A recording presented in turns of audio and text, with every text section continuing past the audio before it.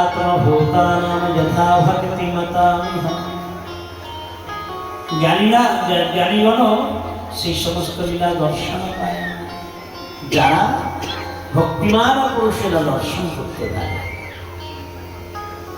এই জন্য মা যশোমতী তিনার গৃহে দধিভাণ্ড ভেঙেছিল বলে ক্রোধের আগে এসে নিজের কবরী বন্ধনে বাঁধতে গেলে, কবরী বন্ধন দিয়ে বাঁধতে গেলে প্রত্যেক দিন ব্রজগোপীদের ঘরে গিয়ে উপদ্রব করিস, আর আমি বিশ্বাস করতাম না, কিন্তু আজকে ছাড়ছে না।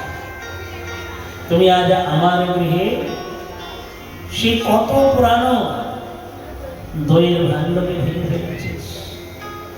কৃষ্ণ বলেন, মা আসলে তো আমি আদৌ ভাঙি। তাহলে কে ভাঙলো? তুমি জানো না। তুমি আমাকে স্তন্যপান করাচ্ছিলে, আর স্তন্যপান করাতে গিয়ে আমাদের জোর করে বসিয়ে দিয়েছিলে। তোমার কোনো সুন্দর ছিল? সেই দুধের পাত্র, চুলোর মধ্যে দুধ গরম হচ্ছিল, পড়ে যাবে, এই জন্য তোমার দুধ বেশি হয়ে গেছিল, দুধের পাত্রটাই বেশি হয়ে গেছিল, যার জন্য তুমি ছুটে চলে যাবে।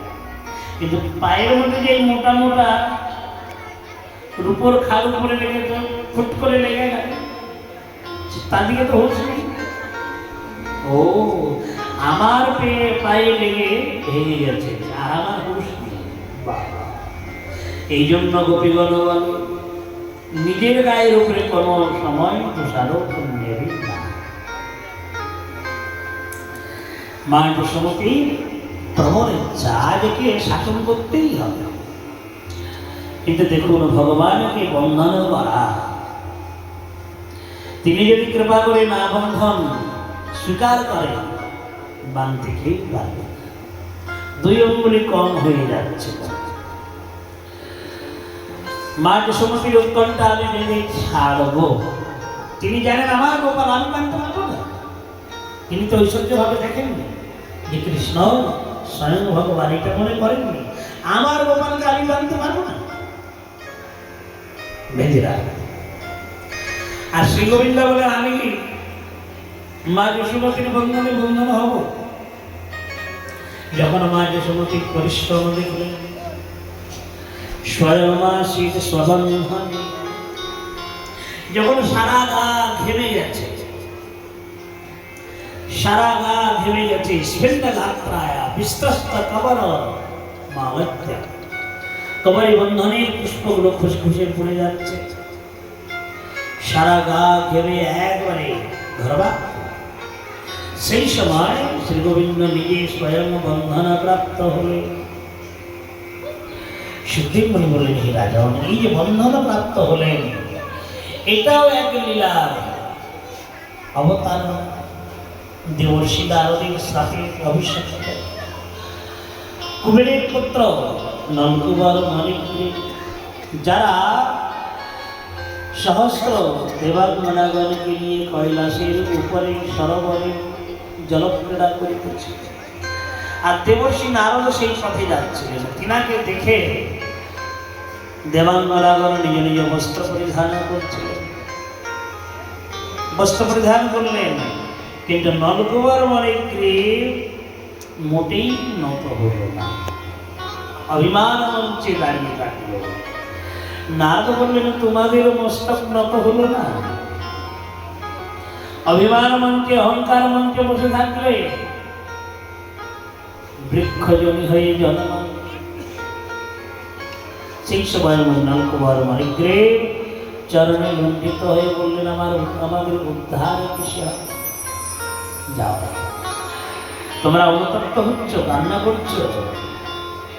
বৈবস্বত মন্বন্তরে অষ্টাবিংশতি যুগে শ্রী গোবিন্দ দ্বাপর যুগের অবশেষে অবতীর্ণ হবে, সমস্ত লীলা দর্শন করতে পারবে। শ্রী গোবিন্দের কৃপাতে তোমরা উদ্ধার হয়ে যাবে। সেই নলকুবর মণিগ্রীব তারাই হলো যমুনার বিক্ষোভ। শ্রী গোবিন্দ মধ্যস্থলে প্রবেশ করলেন।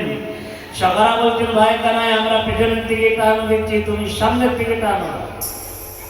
সামনের দিকে টান দিচ্ছেন গোবিন্দ, পিছনের দিকে সখাগণ বলছেন দড়ি ছিড়ল না, দড়িটা ছেড়ার বস্তুও না। কেন মা যশোমতীর প্রেম রূপী রজ্জু দিয়ে বাঁধা, কে খুলবে? প্রেম কি দড়ি তড়ি না ছড়ি যায়। বলছেন বৃক্ষ দুটো উপরে পড়ে গেল, তাও বন্ধন ডরি, প্রেমের ডরি খুলল না। যমরাজ উদ্ধার হল শ্রী গোবিন্দের দর্শনে, উদ্ধার হয়ে গেল। নন্দ বাবা তিনি সেই প্রেমের ডরিকে মুক্ত করিয়ে দেন। তো সেই সময় থেকে ব্রজবাসীদের বিচারধারা উৎপন্ন হলো, এই গোকুলে আর বসবাস করা যায় না। একটার পরে একটা উপদ্রব, একটার পরে একটা উপদ্রব, এখানে আর বসবাস করা যাবে না। সমস্ত ব্রজবাসীদের নিয়ে বৃন্দাবনে গিয়ে উপনীত হলেন। বৃন্দাবনম গোবর্ধনম যমুনা পুলিনানি চ বিখ্যাসিতোত্তমা প্রীতো রাম মাধবয়োন্নপ। যেখানে গোবর্ধনে যমুনা পূর্ণ দেখে রাম কৃষ্ণ সখা বৃন্দাবন আনন্দিত হবে। বৃন্দাবনে যাওয়ার পরে শ্রী গোবিন্দের বৎস চাল ছোট ছোট বাছুরকে নিয়ে ঋষি সান্ডিল্যের কথানুসারে গোপাষ্টমী দিনে আরম্ভ করেছিলেন। অংশের দ্বারায় প্রেরিত বৎসাসুরকে বধ করলেন, বকাসুরকে বধ করলেন, অঘাসুরকে বধ করলেন।